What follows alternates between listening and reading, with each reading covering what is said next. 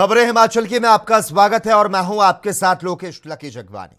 हिमाचल प्रदेश में कांग्रेस की सुक्खू सरकार लगातार विकास को लेकर काम कर रही है और अपनी गारंटियों को पूरा करने की कोशिश कर रही है। शिमला शहर की सड़कों की दशा सुधारने के लिए सरकार ने 10 करोड़ रुपए की राशि जारी की। इस राशि से शहर की सड़कों की टायरिंग की जाएगी। शिमला शहरी विधायक हरीश जनार्था की तरफ से शहर की खस्ता हाल सड़कों को ठीक करने के लिए सरकार से पैसे की मांग की गई थी, जिस पर मुख्यमंत्री ने 10 करोड़ रुपए जारी कर दिए।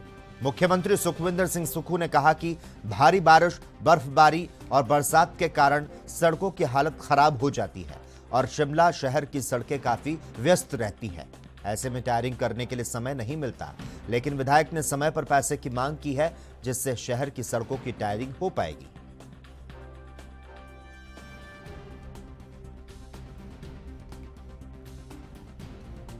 वो विधायकों की लिए नहीं कमेटी गठन है। विधायकों के क्या अधिकार है, जुडिशरी के क्या अधिकार है, प्रेस बंधुओं को किस प्रकार के अधिकार होने चाहिए और सरकार और मंत्रिमंडल के क्या अधिकार है, उस बारे में विस्तृत चर्चा करेगी और रिपोर्ट अपनी सभागार में रखेगी। हाँ, मैं एक और बात बताना चाहूँगा। आज हमारे पास शिमला के जो हमारे विधायक है हरीश जनार्था जी, इन्होंने आज शिमला म्यूनसिपल कॉरपोरेशन के लिए रोड्स की रिपेयर्स के लिए, क्योंकि रोड्स की रिपेयर का समय है, इन्होंने कहा कि हमारे यहाँ बरसात का सीजन हो जाता और शिमला में सड़कें कच्ची रहती है। उन्होंने एक प्रपोजल दी थी कि मुझे 10 करोड़ रुपया दे दिया जाए, तो सरकार ने इनकी मांग को मानते हुए 10 करोड़ रुपया आवंटन कर दिया है। क्योंकि शिमला में जो वर्किंग पीरियड है वो बहुत कम होता है और रेनी सीजन हो जाता है, बारिश के कारण वो सड़कें बन नहीं पाती। तो मैं धन्यवाद भी करना चाहूँगा कि समय से पहले इन्होंने ये सारा बात यहाँ विधानसभा में उठाना चाहते थे। मैंने कहा कि मेरे से आप व्यक्तिगत तौर से मिलकर ही बात उठा लीजिए विधानसभा में क्या है। तो अभी 10 करोड़ रुपये लिए इनको भी जारी किया है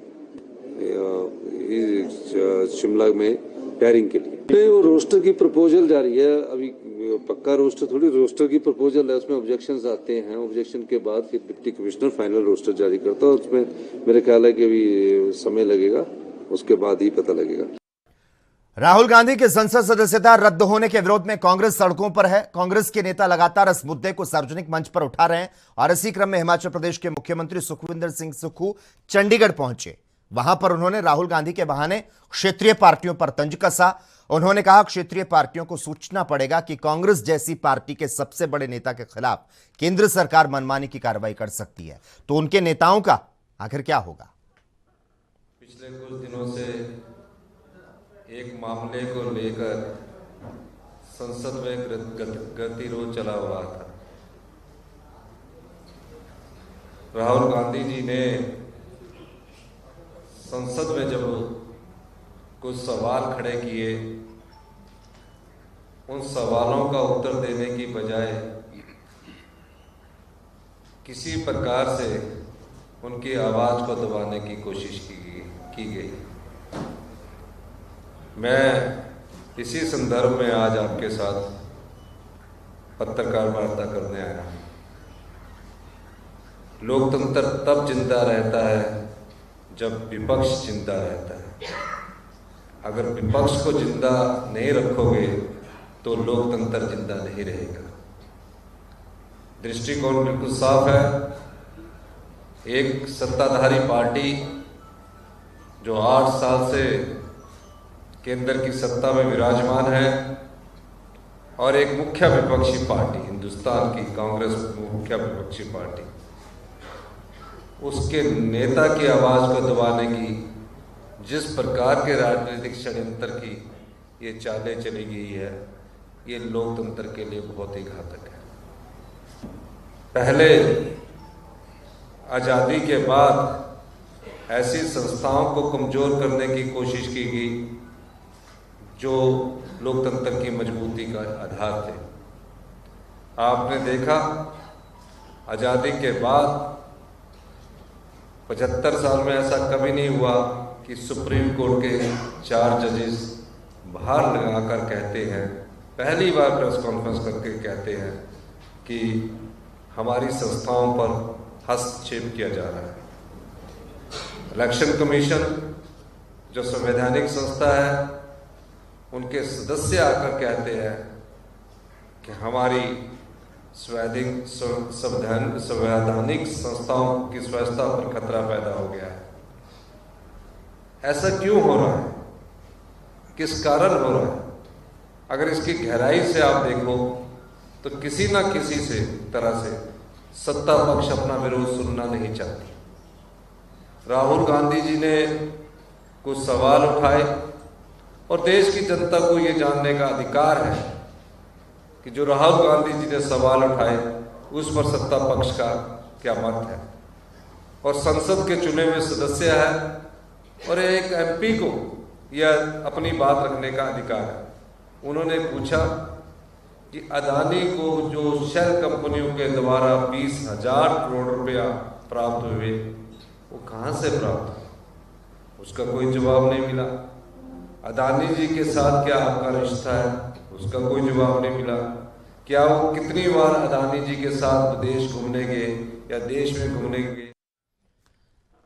हिमाचल प्रदेश सरकार ने ग्रीन हाइड्रोजन और अमोनिया प्रोजेक्ट को लेकर मैसर्स SLC ग्रीन एनर्जी के साथ एक महत्वपूर्ण MOU साइन किया। MOU के अनुसार प्रदेश में 4,000 करोड़ से ज्यादा का निवेश आएगा और 3,500 से ज्यादा लोगों को रोजगार उपलब्ध होगा। इस प्रोजेक्ट को लेकर ANB न्यूज ने उद्योग मंत्री हर्षवर्धन चौहान से विशेष बातचीत की। प्रदेश विधानसभा का बजट सत्र जारी है। सरकार अपना बजट पेश कर चुकी है और इसमें जो सबसे महत्वपूर्ण बात सरकार ने की है वो ये है कि 2025 तक हिमाचल को जो है ग्रीन स्टेट बनाना है और इसी की तरफ कदम बढ़ाते हुए पिछले कल एक महत्वपूर्ण MOU भी साइन हुआ। उसी के बारे में बातचीत करने के लिए हमारे साथ इस वक्त मौजूद है प्रदेश के उद्योग मंत्री हर्षवर्धन चौहान जी। सर, जानना चाहेंगे पिछले कल ग्रीन हाइड्रोजन ग्रीन अमोनिया को लेकर एक परियोजना जो है वो उससे संबंधित एक MOU आपने साइन किया है। बताया जा रहा है कि 4,000 करोड़ का निवेश आएगा, लगभग 3,500 लोगों को इसमें रोजगार मिलेगा। सर, क्या है ये प्रोजेक्ट और इससे आने वाले दिनों में हिमाचल को किस तरह से लाभ मिलने वाला है? ये जो कल जो MOU साइन हुआ है, क्योंकि हिमाचल प्रदेश को ग्रीन राज्य बनाने का लक्ष्य मुख्यमंत्री जी का है और इस ओर हम जो है तेज़ी से बढ़ रहे हैं। अभी कल ही जो है 4,000 करोड़ रुपए का MOU साइन हुआ है हाइड्रोजन और अमोनिया है। तो वो जो है वो उसके पानी से जो है हाइड्रोजन को अलग करके जो है वो हाइड्रोजन ग्रीन हाइड्रोजन बनाया जाएगा और फिर उस हाइड्रोजन का जो नाइट्रोजन है, जो एयर में नाइट्रोजन होता है, उसको लेकर के अमोनिया बनाया जाएगा। तो ये प्रोजेक्ट है। अभी तो MOU साइन हुआ है। MOU में उन्होंने कहा है कि वो 4,000 करोड़ की इन्वेस्टमेंट करेंगे और काफ़ी लोगों को रोज़गार देंगे। हमें उम्मीद है कि ये जो प्रोजेक्ट अभी MOU साइन हुआ है, अभी तो इन्होंने लैंड आइडेंटिफाई करनी है, इसकी जो क्लियरेंसेज होनी है, अभी तो बहुत सारा लंबा प्रोसेस अभी होना है इसमें, तो कर रहे हैं, तो वेलकम। और इसके अलावा एक और ग्रीन को कंपनी है, वो भी जो है हिमाचल प्रदेश में ग्रीन अमोनिया का जो प्रोजेक्ट उन्होंने लगा रहे हैं, उनके जो स्टेज है वो 10,000 करोड़ रुपए का है और उनका जो स्टेज है वो एडवांस स्टेज में है। उनकी लैंड की आइडेंटिफिकेशन हो चुकी है, लैंड की ट्रांसफ़र होने का प्रोसेस शुरू होने वाला है। तो वो भी एक बहुत बड़ा प्रोजेक्ट है।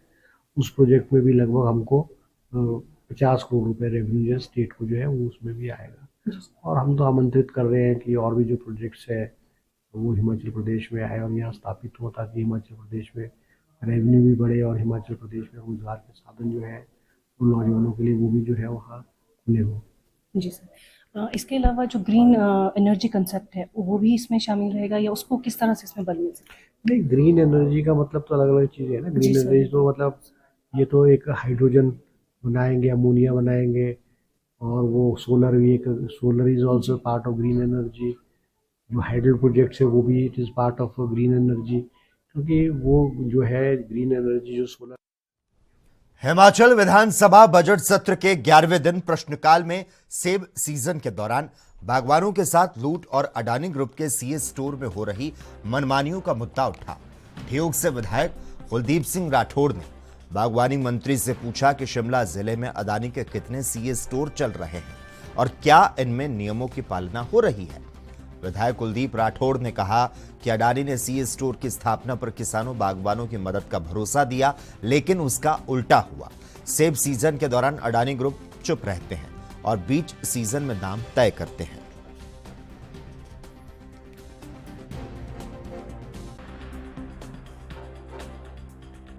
कि मैंने जो प्रश्न पूछा वो प्रश्न ये था कि जो अडानी हिमाचल में 3 सीए स्टोर चला रहे हैं उनके साथ कौन सा एमओयू हमारा साइन हुआ है, क्या वो नियमों के मुताबिक काम कर रहे हैं या नहीं। उसका मुझे जो जवाब मिला कि अडानी के साथ कोई भी एमओयू साइन नहीं हुआ।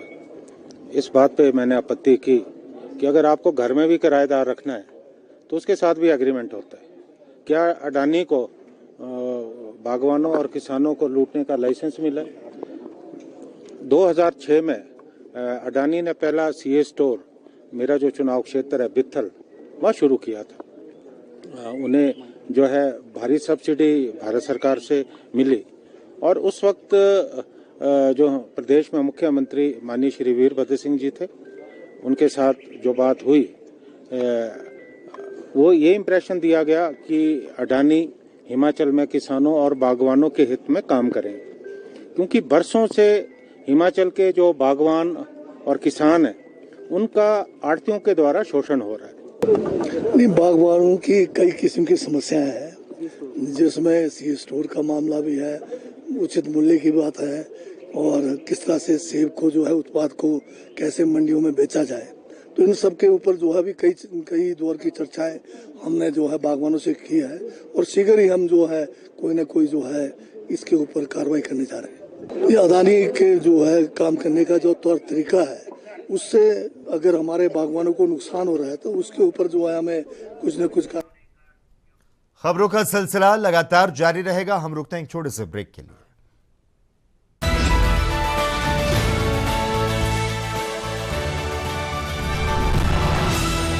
ब्रेक के बाद एक बार फिर से आपका स्वागत है। ऊना जिले के युवाओं के लिए 1 दिवसीय नेशनल अप्रेंटिसशिप जागरूकता कार्यशाला उपायुक्त ऊना राघव शर्मा की अध्यक्षता में संपन्न हुई। कार्यशाला में उद्योग यूनिट के प्रतिनिधियों के साथ साथ तकनीकी शिक्षा, श्रम एवं रोजगार विभाग सहित विभिन्न विभागों ने भाग लिया।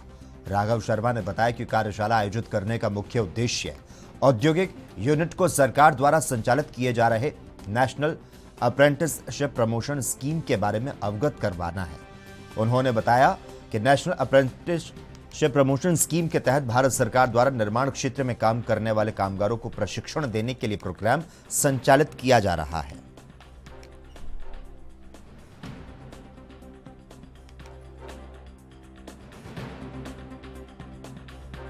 आज ऊना में ministry of skill development and entrepreneurship के रीजनल डायरेक्टरेट शिमला के माध्यम से जो है हमारे यहाँ पर national apprenticeship awareness workshop organise की है। इसमें हमारे सभी जो इंडस्ट्रियल एसोसिएशन हैं, टालीवाल, ग्रेट, अम्ब, मैदपुर, उनके प्रेसिडेंट्स और सभी वहाँ के जो इंडस्ट्रियल यूनिट्स हैं उनके प्रतिनिधि आए हुए हैं और साथ में हमारे जो विभाग है technical education, labour employment, industries, वो भी जुड़े हुए हैं। इस वर्कशॉप के माध्यम से जो हमारा नेशनल अप्रेंटिसशिप प्रमोशन स्कीम है, इसके अंतर्गत भारत सरकार जो है वो जो हमारे मैन्युफैक्चरिंग सेक्टर में काम करने वाली वर्कफोर्स है उनको ट्रेनिंग देने का जो है वो बहुत बड़ा एक प्रोग्राम चला रही है और उसमें बहुत सारे फाइनेंशियल इंसेंटिव जो है वो यूनिट्स को दिए गए हैं। हमारे जो इंडस्ट्रियल यूनिट्स 30 से ज़्यादा एम्प्लॉयज़ रखते हैं, उनको अप्रेंटिस रखना जो है वो कानूनन मैंडेटरी है।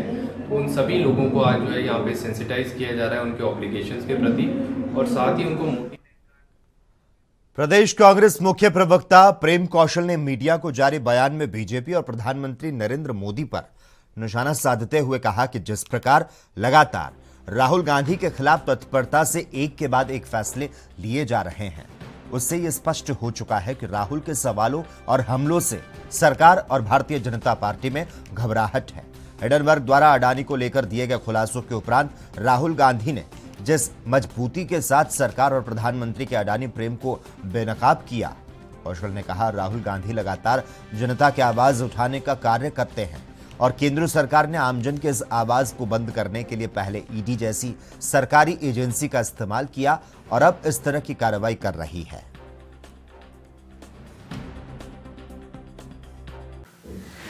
अडानी के विषय में हिंडनबर्ग द्वारा किए गए खुलासे के उपरांत राहुल गांधी ने जिस मजबूती के साथ अदानी और भारत सरकार के बीच में रिश्तों को उजागर किया, बेनकाब किया। जो सवाल सरकार से पूछे, प्रधानमंत्री से पूछे, उसके उपरांत मानहानि के मुकदमे की प्रक्रिया, मुकदमे का निर्णय के उपरांत राहुल गांधी की लोकसभा की सदस्य को रद्द करने की प्रक्रिया और उसके उपरांत अब जो सांसद के रूप में आवास उनको आवंटित हुआ है उसको खाली करने का नोटिस जारी करने का जो क्रम है, जल्दबाजी है, वो अपने आप में सारी कहानी को बयां करती है। वास्तव में राहुल गांधी ने जितनी मजबूती के साथ तथ्यों सहित अदानी और प्रधानमंत्री के बीच में रिश्तों को बेनकाब किया है, जवाब मांगे हैं, जनता के बीच इस मुद्दे को उजागर किया है, उससे प्रधानमंत्री सहित भारत सरकार और भारतीय जनता पार्टी में बहुत परेशानी का और घबराहट का आलम है। राहुल गांधी की आवाज़ को बंद करने के लिए पहले उनको संसद में बतौर सांसद बोलने का मौका नहीं दिया गया और उसके उपरांत उनकी आवाज़ को बंद करने के लिए उनको संसद से बाहर का रास्ता दिखाया गया। ये सारी चीज़ें, सारे घटनाक्रम और इसी के साथ ही खबरें हिमाचल की में बस इतना ही। तमाम अहम खबरों के लिए आप देखते रहिए ANB न्यूज़।